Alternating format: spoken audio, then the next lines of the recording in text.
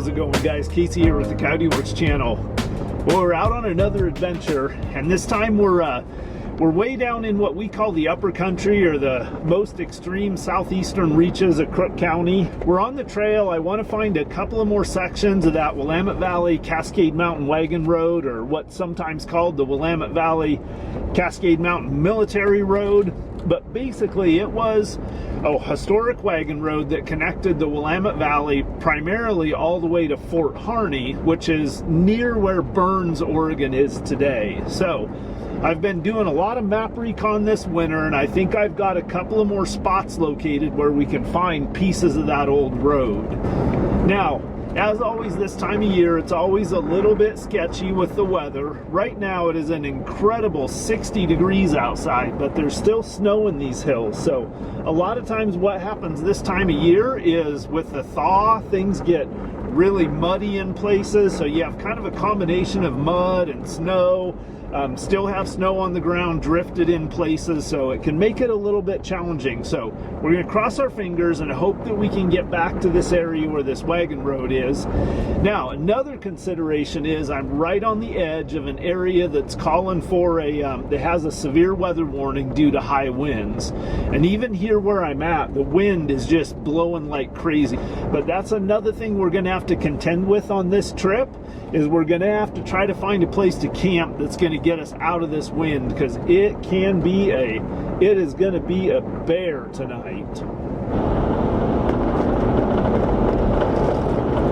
Man, I've been having a lot of fun doing trips in the truck lately, and this is the first time, actually I think this is the first time in like almost 2 months that I've been out in the Jeep. So looking forward to doing a night in the rooftop tent and having a little bit different camp setup and everything out of the Jeep. Oh yeah, that wind is whistling out here, but it's nice and warm. I can't believe how balmy it is.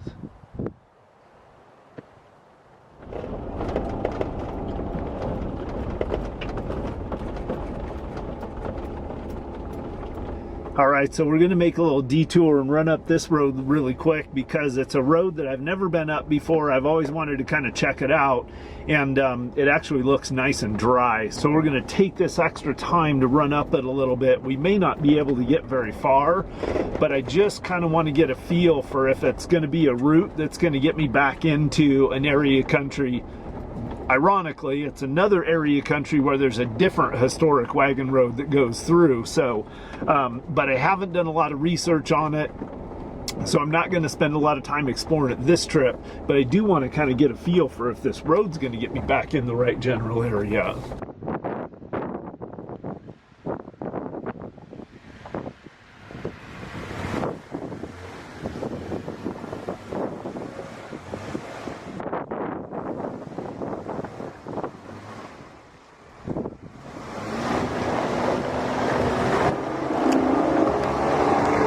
Ooh, that was a little muddy spot right there.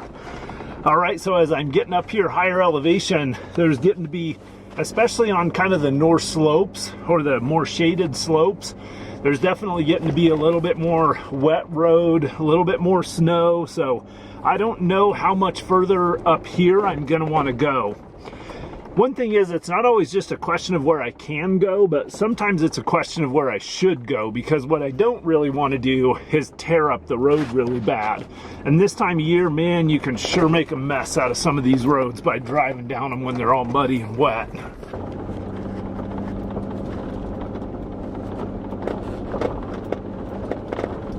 Okay, so that was a good little side trip, and this road definitely gets back into that little section of the country that I want to explore some other time. So, but now we're heading back down it. We'll jump back on a little bit more of a main road, back on that main road we were coming in on for a little bit, and then we'll get back on with our primary mission of heading up and looking for a new section of that old Willamette Valley Cascade Mountain Wagon Road.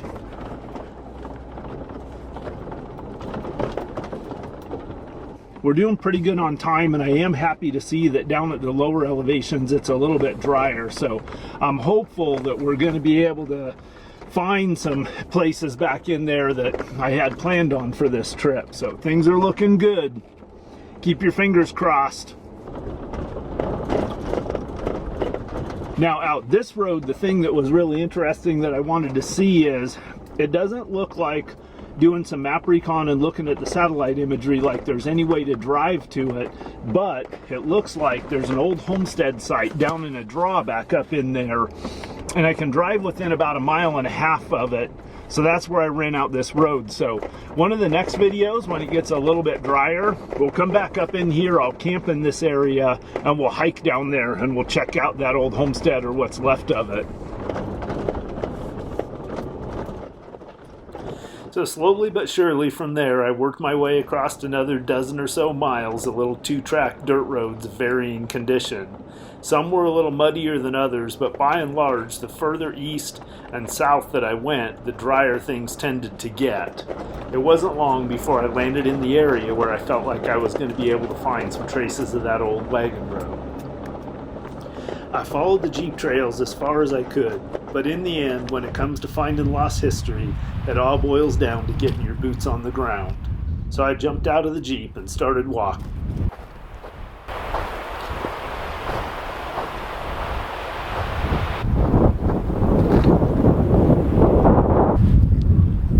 Alright guys, look at this stump right here. I don't know if you can even hear me with this wind, but this stump is definitely wagon road era, so I feel like I'm honing in on it. It's got to come up somewhere in this draw here is about the only place that it can come up over this rim. The stumps were the first sign that I found that I was in the vicinity of some historic activity, and it wasn't too long after spotting those stumps that I found the first traces of the Willamette Valley Cascade Wagon Road. It would be easy to miss if a person didn't know what they were looking for. The first thing that I started to see was that classic wagon road narrow U-shaped depression in the dirt. The second obvious indication, and another one that's typical of these wagon roads that cross this rocky country, is the rows of rocks on either side of the wagon track. These are the rocks that have been pushed out of the tracks over the years by the people that traveled that road. Wow, so I'm standing on it. I'm standing on the Willamette Valley Cascade Mountain Wagon Road. It's always a little awe-inspiring to stand on this spot and think about, you know, there hasn't been any kind of a vehicle on it or anything for over 100 years probably. And then it's interesting to think about all the traffic that went back and forth across this back in its heyday. And get down out of the wind and I'll talk to you guys a little bit more about that. Looking at that old wagon road today, with how rough and boulder strewn it is, it's hard to imagine teams of horses and oxen pulling wagons across it. But you have to understand the forces that have been at work. It's also important to understand these forces to learn how to recognize these old wagon roads. Originally, there would have been a lot more soil on the ground on top of those boulders, but as the earliest groups of settlers in their wagons with their horses and their oxen traveled the route, they wore a groove in the ground. That groove then became a channel that captured water runoff, the runoff from melting snow and the runoff from the desert thunderstorms. That water runoff would wash the soil away from the track, exposing all the boulders. And then the next season, when the next group of travelers were traveling across that old wagon road, they would move those boulders out of the way, exposing more soil again, which made for a smoother wagon route. As this process repeated itself year after year, wagon train after wagon train, the depression the trail made would get deeper and deeper, and the piles of rocks on either side would get more and more pronounced. And so it's these things, along with some stumps, along with a horseshoe or an ox shoe, maybe some boot tacks, or even some broken pieces of porcelain, china, or pottery, become the signs that I use to locate and confirm the routes of these old wagon roads.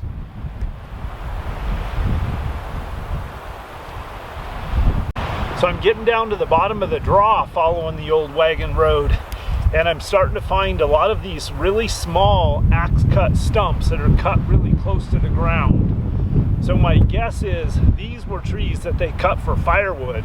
There's starting to be some more level ground down here and some better soil. And my guess is this was probably starting to be a nice place to camp in here. So all these small stumps like this there's a really good possibility that these were what they were cutting for firewood to build their campfires and their cooking fires at night.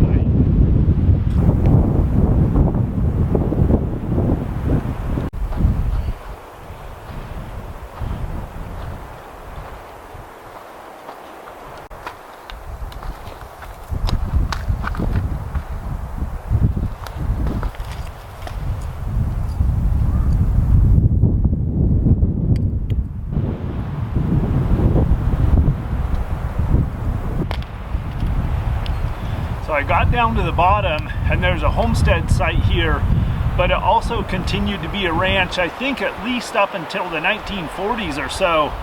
You can tell it was occupied for a long time because we've got a wide range of trash here all the way back from like the early 1900s all the way up into the 40s. So it's pretty cool, and there's actually quite a few whole bottles in here.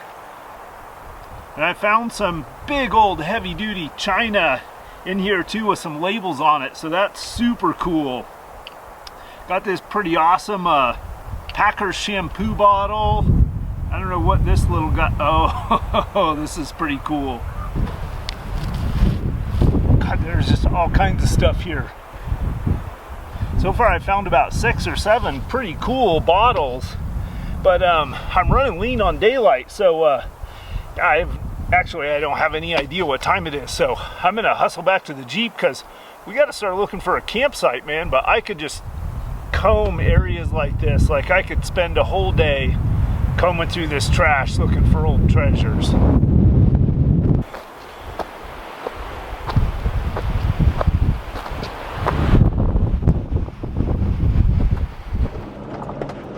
Back in the Jeep and on my way to get into the country where I was hoping to camp that night, I started running into a few roadblocks here and there. There were some pretty sketchy conditions, and eventually I got to a point where I needed to get out and walk the route a little bit to scout ahead.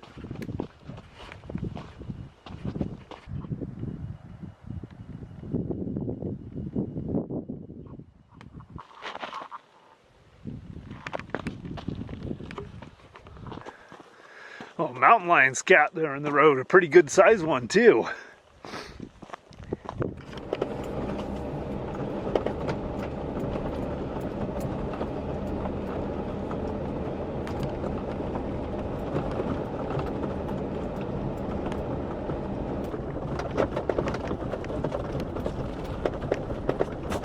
Well, I messed up. I've come to the end of the road in an absolute terrible place. There's no rocks, no wood, and I'm up on top of this ridge. So not only that, but I've been driving through for about the last hour. I've been driving through country that is terrible to camp in, and I have about an hour left of light. So I got to make a decision here. I can either make camp somewhere out here on these scab flats, just probably be about all I can do to just boil some water, have a mountain house meal or something like that for dinner. I'm not really going to be able to do a fire and do some cooking out here, or I can move on and see if I can find me another spot. But yeah, I don't know. All right, I'm gonna have to make a decision here. So I decided to go with plan B and make a break for it to get down off those scab flats. I saw some hills off in the distance, so I decided I'd try to make it to a place that at least had a few more trees around.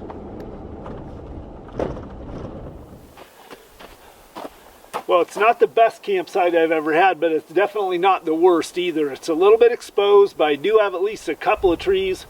The one thing I do have is they've come through here and thinned some juniper, so I've got tons of wood in here. So, however, I'm losing my light fast, so I'm going to try to get a little bit of a fire reflective wall so I can just have a couple minutes of a campfire, get my rooftop tent stood up, get a couple of things done before it gets totally dark. All right, I got camp set up. I just dragged out a couple of cast iron skillets and I'm heating them up, trying to figure out the simplest way to do my dinner without setting up a grill and everything on the fire. It's so warm out here that I don't really need the fire for heat. So I think I'm going to try to cook my dinner without the fire, I'm not in a great spot for making a good cooking fire. All right, so what do I got going on for dinner here? Well, we're keeping it real simple. I got a little bit of onion. This is actually just Campbell's onion soup right out of the can, condensed. I've got some bratwurst and I've got some mashed potatoes. So I just at home did like 2 decent sized Yukon Gold potatoes, just made like a single serving of mashed potatoes. All I did was I added black pepper, milk, and butter to them, mashed them up, and then I'm going to reheat them. This is going to serve as my gravy. A little pro tip for you guys, the Campbell's onion soup mix, or onion soup in a can, makes an awesome kind of a gravy here. So basically what I'm doing is kind of a redneck version of one of my favorite meals, which is bangers and mash. So usually it's a little bit different kind of a sausage, but it is kind of an onion gravy over mashed potatoes. So, and actually this combination tastes pretty good. I make it at home occasionally. I've never actually made it out camping, so we'll see how this all comes together. So I'm kind of experimenting tonight. All I need to do is heat up these potatoes and heat up this gravy. So what I'm gonna try is, I've actually filled up my pan with water. I'm gonna let that water boil, and I'm gonna try just setting these down in that boiling water and let them just sit in the boiling water for a while and heat them up that way. I found a couple of logs out there, so I just stacked these up. These will make a little bit of a windbreak just to help keep the smoke from blowing right in my face. Got a little wood gathered, some small wood over there. Actually, I think this is going to be a pretty neat little camp. We'll see how it looks in the morning in the daylight, but it's going to work all right. Now, normally I wouldn't put my fire like this close to trees, but this time of year in the wintertime, and as small of a fire as I'm going to build tonight, this will be just fine. The one thing I will want to do is make sure my fire is dead out before I go to sleep, but it's actually nice. The wind kind of died down, so I probably won't have much more than just a nice little Native American fire.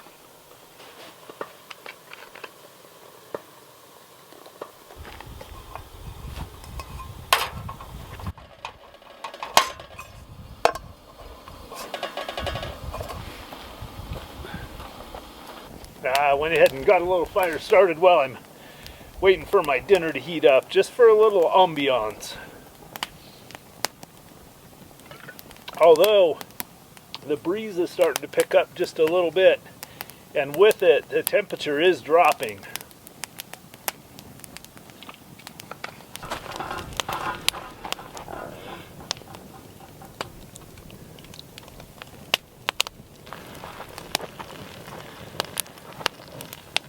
All right, guys. Well, I've been waiting for a long time for this.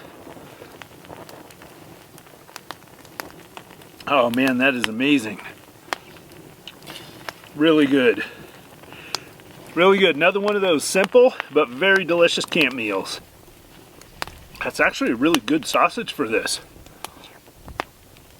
At this point, I want to take a minute and thank all the folks that have kicked into the Gas and Tires Fund by clicking on the link in the description of the video down below.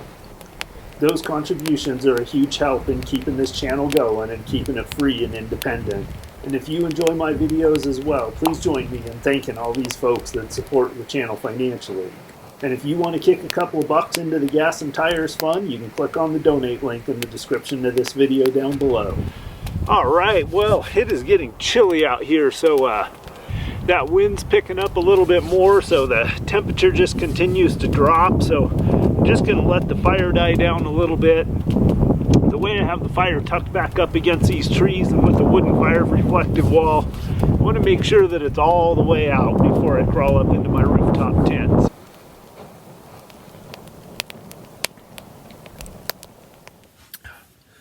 Well, it's true, I've really been enjoying the truck, and it's really nice sleeping in a ground tent and having lots of room, but I tell you what, man, this rooftop tent is really comfortable. I really like this Evolution Series rooftop tent, this hardshell one from Free Spirit Recreation. But you know, there's just something up about a rooftop tent being up off the ground, and it's nice and cozy in here. I've got my little Coyote Cupid heater going and a few lights in here. There definitely are things I sure enjoy about the rooftop tent. So as I typically do in the evenings before bed, I'm going to do a little map recon, kind of look at the route that I went on today and see if there's anything interesting along the way that I didn't hit, and then start looking at tomorrow and where I might go. I've got a couple of ideas. Well, good morning. So the wind's blowing pretty good out there right now, and there's a little skiff of snow on the ground. So I slept pretty good last night.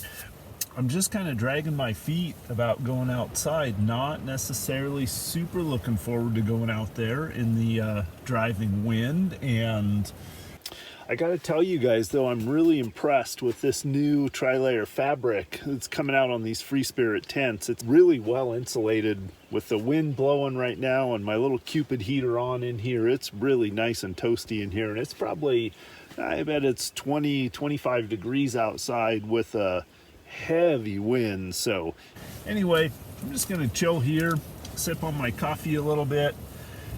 Had some snacks already, so I'm pretty comfortable just hanging out right here in the tent for now.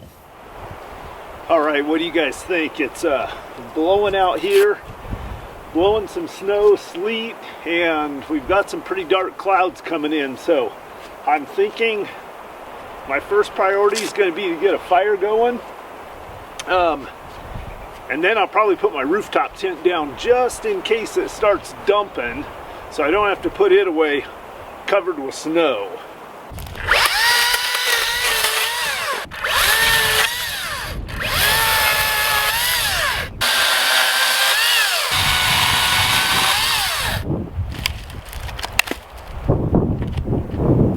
So while this definitely isn't the most scenic campsite I've ever had, one thing it does have going for it is there's literally an entire winter's worth of a supply of wood here. They came through here and thinned all these junipers out, and like they usually do when they do these thinning projects, they just cut them low to the ground and leave them lay. So these were probably cut 2 years ago, so they're nice and seasoned, and it's a perfect wood.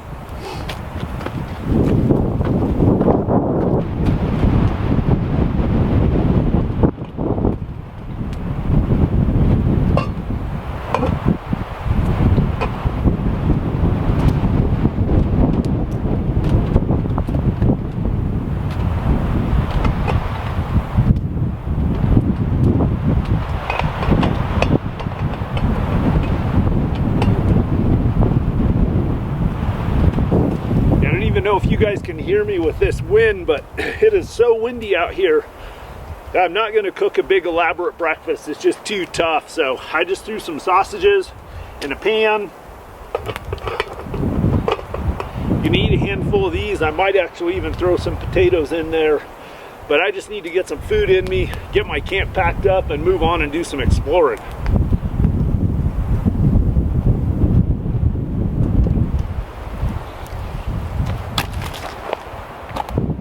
Well, that wind would just not let up, and man, it had an icy bite to it.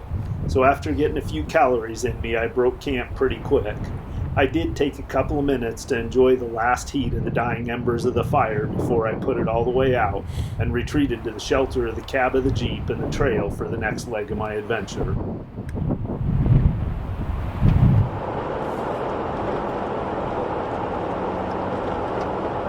All right, guys, we are on the trail.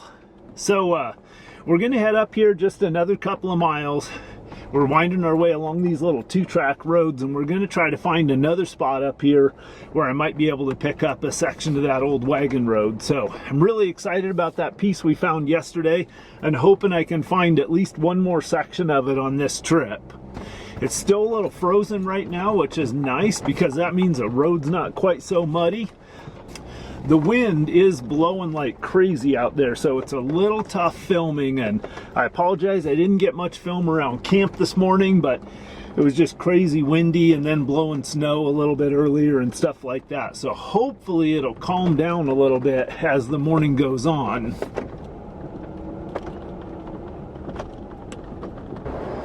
So this is pretty interesting right here. I'm going along a little stretch of this road and I can see the old wagon road kind of paralleling it off to the side. But this is kind of interesting right here, and if I find a spot where it's very visible, I'll jump out and kind of show you guys how it's kind of paralleling this, you know, more modern two-track road.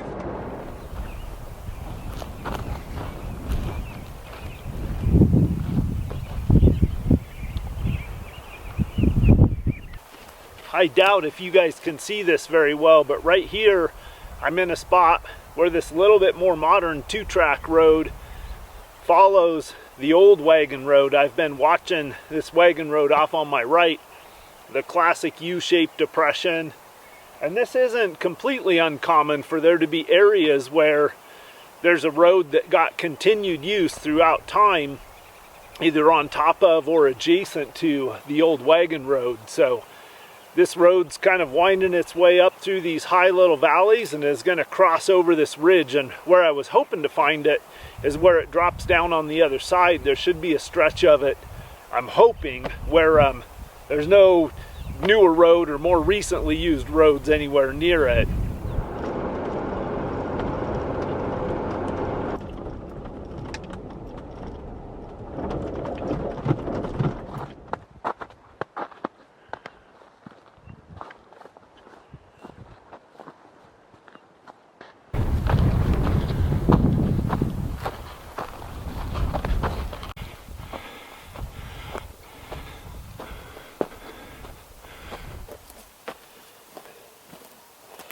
I always like checking along these rim rocks out here.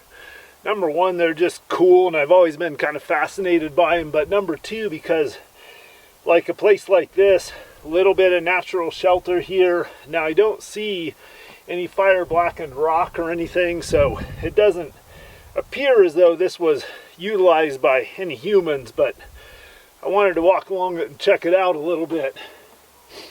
It is pretty interesting rock formation. It's almost like, I'm thinking it must be some kind of a ash flow.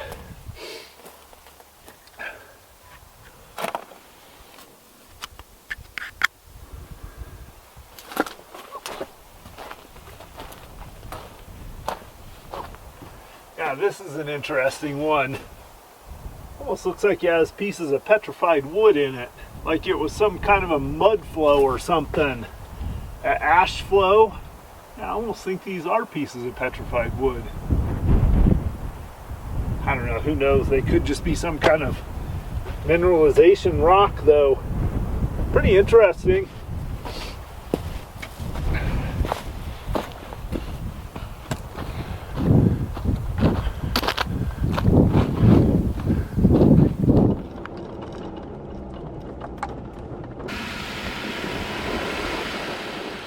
So at that point, I was still pretty high up in the high saddles of this butte system, and I needed to get down into a valley down below where I was hoping to pick up that next section of the old wagon road. So I started slowly but surely working my way down out of the hills, and as I got lower in elevation, it was getting kind of drier. But eventually I got down into the bottom of the valley and I started heading out across the alkali flats. Now this is an area that's a combination of old dry lake beds, old ancient ones that have since grown up with old growth sagebrush, but this time of year they can be pretty sketchy. Alright, so this is looking a little sketchy out in front of us. It's dry on the surface, but I can see there's some mud puddles and I've been dodging them for a little while, but I'm getting out in this area where a lot of times there's this dry crust and then just bottomless silt underneath it. So, and there's nothing to winch to out across this flat. So I think what I'm going to do is I'm going to shoot my drone out there and see what it looks like, because I'm going to get to a spot up here where I'm not going to have any place to turn around. So let's shoot the drone out there, do a little recon, and see if it looks like we can get through on this road. So I threw the drone up in the air and took a run down the road. What I saw pretty much confirmed my suspicions. there was a series of pretty decent mud holes running down the road. And while a lot of it looked dry, it was just a thin, dry crust on top. But then, just as I was wrapping up my drone recon of the road, I happened to see in the screen some pretty interesting looking formations off in the distance. So I decided to fly the drone a little bit further and take a closer look. And man, I'm glad I did, because they just look like some amazing formations to explore. I'm pretty certain there will be some fossil-bearing layers in there, so I'm really excited to get back out there later in the spring after things dry out and explore them in more detail. Alright, we're going to save that for another day, because not only are there a couple of pretty good-sized mud holes on the way there, and it does look like, and actually I'm feeling myself breaking through on this crust, so this crust is pretty thin on here. But not only that, but there's a pretty good ravine out there that I don't think I'm going to be able to cross, so, or at least it's not going to be worth the risk with nothing to winch to and without a second vehicle. So, having said that, we're going to get back out to a little bit more well-traveled of a road and see if we can find the next spot.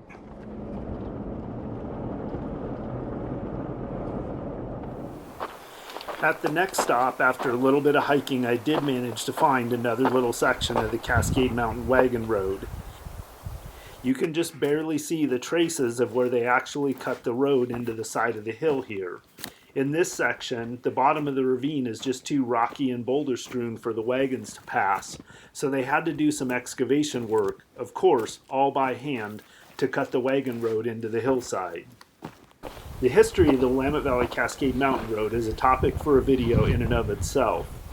But at this point, what I will say is there was a brief window in time when there were 3 fairly significant military wagon roads that crossed the state. You had the Dalles Military Road, crossing the northern part of the state, the Willamette Valley Cascade Mountain Road, more in the center of the state, and then the southernmost military road was called the Oregon Central or the Central Oregon Military Road.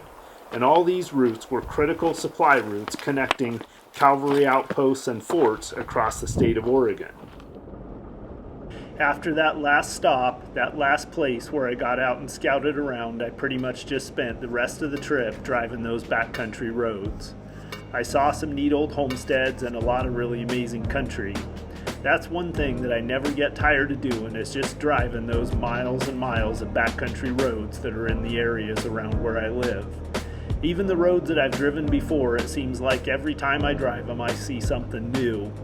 There's so much that I'll spend the rest of my life exploring those roads and never see it all. It ended up, all in all, being another pretty amazing trip.